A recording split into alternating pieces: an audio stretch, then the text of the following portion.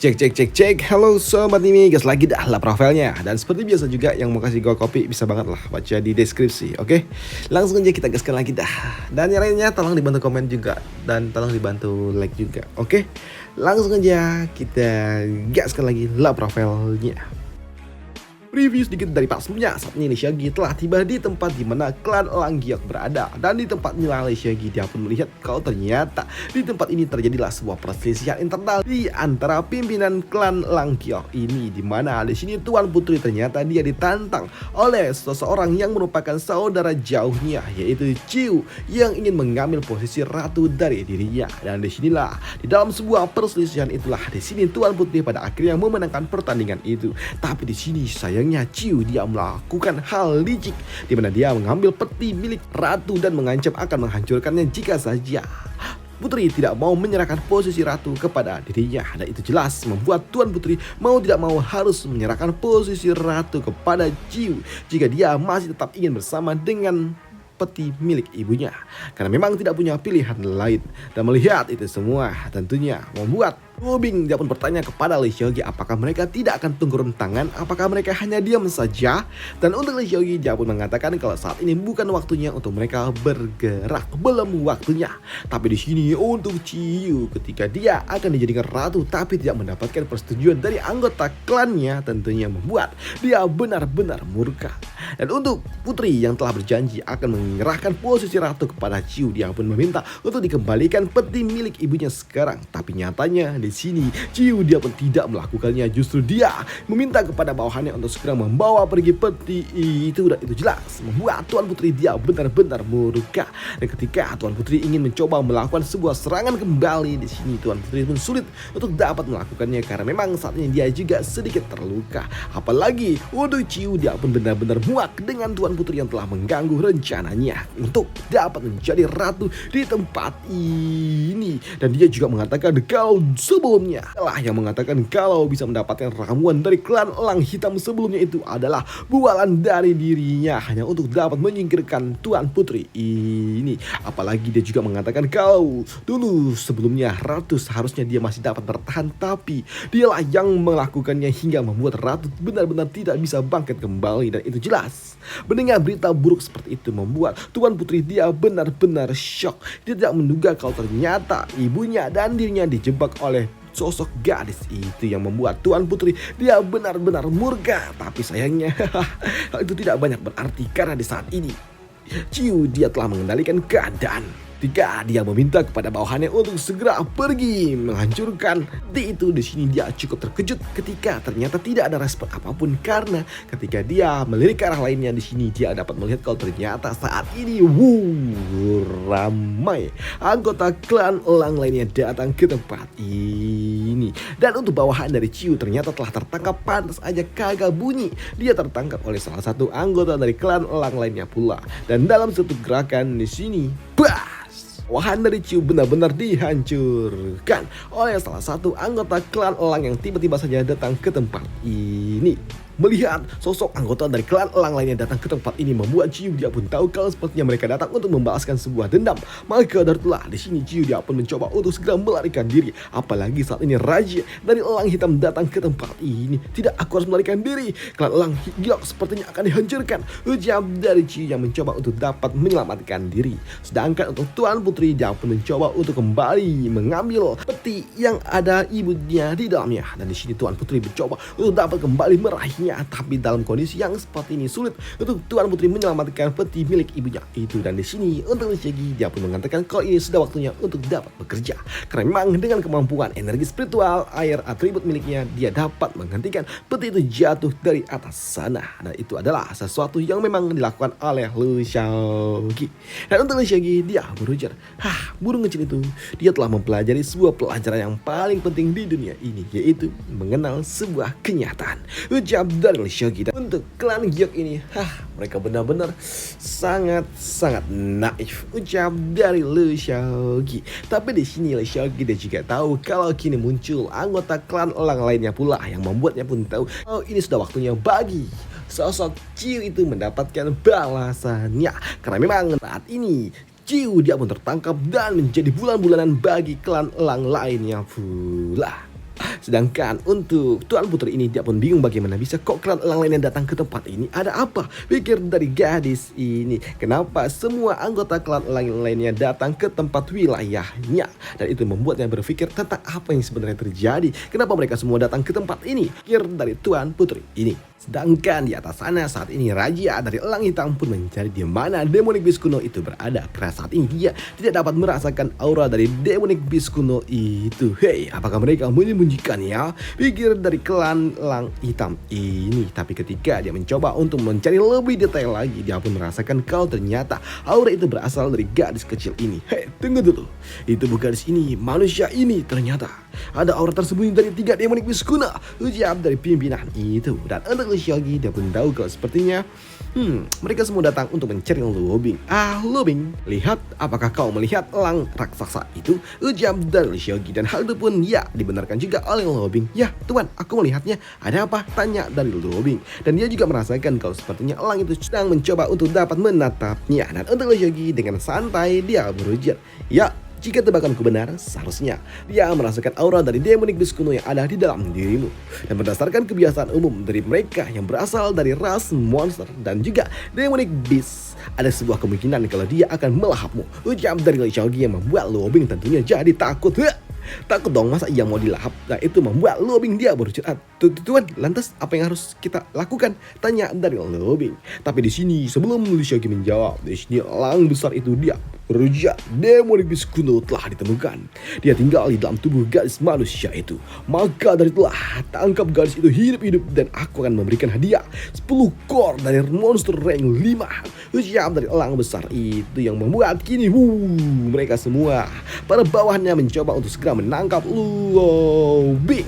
Sedangkan untuk Shogi, alih-alih ribet di sini dia pun malah meminta kepada Lubing untuk duduk dulu. Lubing, duduk dulu lah dan tuangkan aku teh. Ucap dari Shogi yang membuat Lubing jadi bingung lah. Kok malah minum teh? Tapi ya sudahlah. Di sini Lubing dia pun menuruti permintaan dari Shogi. Di sini dia pun menuangkan teh hangatnya untuk Shogi. Dan untuk Shogi sendiri saat ini dia pun santai saja dan dia juga berucap, saat kita menghadapi mereka yang ada di rank 7, apa yang harus kita lakukan? Ucap dari Shogi. Ya, yang harus kita lakukan adalah naik level. Ucap Shogi yang kini dia pun melakukan sebuah penerobosan langsung 7 level dinaikkan oleh dirinya. Dan itu membuat Shogi dalam satu langkah dia mencapai level 60.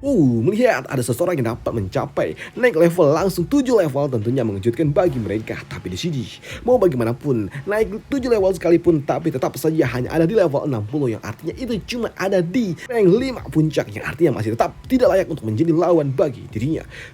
Aku memiliki banyak pasukan yang ada di rank 6 dan tentu saja mengalahkan dia tidaklah sesuatu yang merepotkan, karena mau bagaimanapun kultivator manusia secara alami mereka berada di bawah kekuatan dari mereka yang berasal dari klan monster. Ucap dari Raja Elang Hitam itu, dan itu benar membuat mereka para pasukannya sungguh sangat yakin dengan jika mudah dia dapat menaklukkan Shogi, dan mereka yakin kalau mereka akan mendapatkan 10 core yang telah dijanjikan itu. Tapi melihat itu semua, melihat mereka semua datang mendekatinya, membuat Lubing dia pun panik.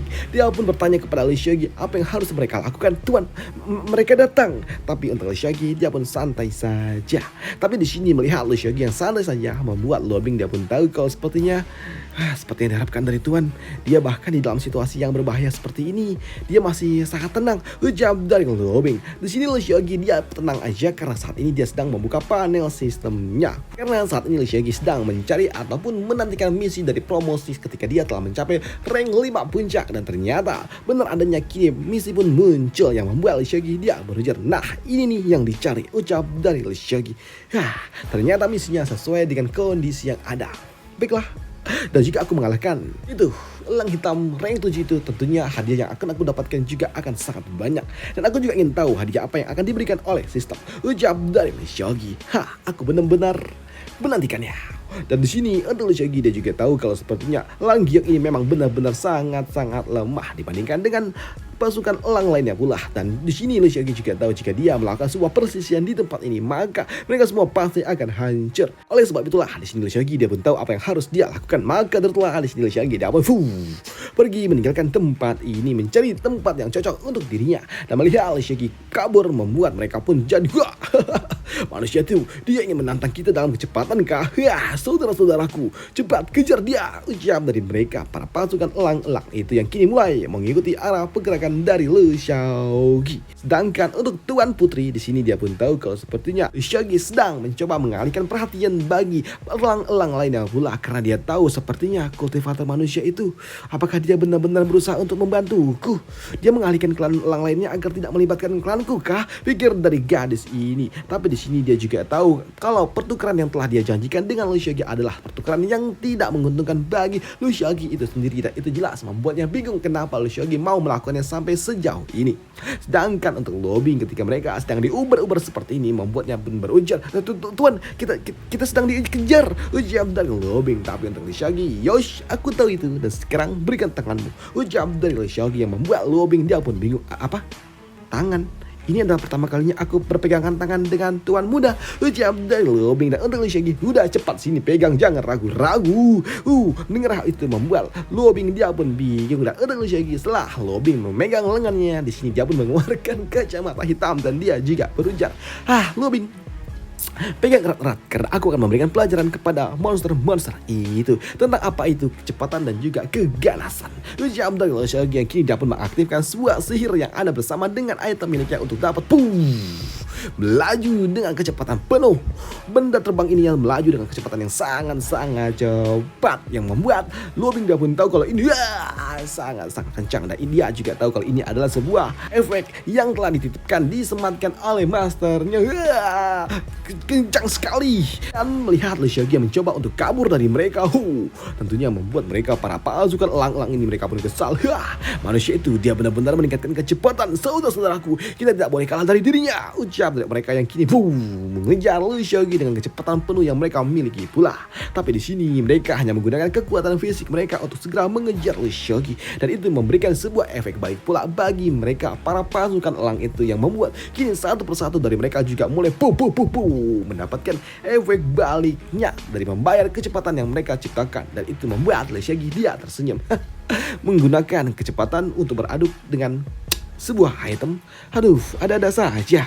Mereka tampaknya membuat core yang ada bersama dengan mereka jadi hancur, ucap dari Lee Seolgi. Tapi di sini ketika Lee Seolgi sedang melosot jauh mencoba mencari jarak, di sini ada yang menghentikan dari Lee Seolgi, di mana sosok itu adalah Raja Elang Hitam, di mana dia juga berujar, "Hei manusia, kau melari kemana?" Ucap dari sosok elang hitam itu yang kini dia pun meminta kepada Lee Seolgi untuk segera menyerahkan gadis yang ada bersama dengan dirinya, dan aku akan mengampuni dirimu, ucap dari Raja Elang Hitam ini. Dan ternyata di sini Raja Elang Hitam dia juga mengenali Lee Seolgi. "Hei, kau adalah Lee Seolgi yang baru-baru ini terkenal di dunia Tianxuan," ucap dari Raja Hitam itu. Tapi di sini mendengar kalau ternyata Raja Elang Hitam menginginkan dirinya, membuat lobbying dia pun bingung kenapa raja itu mengincar dirinya.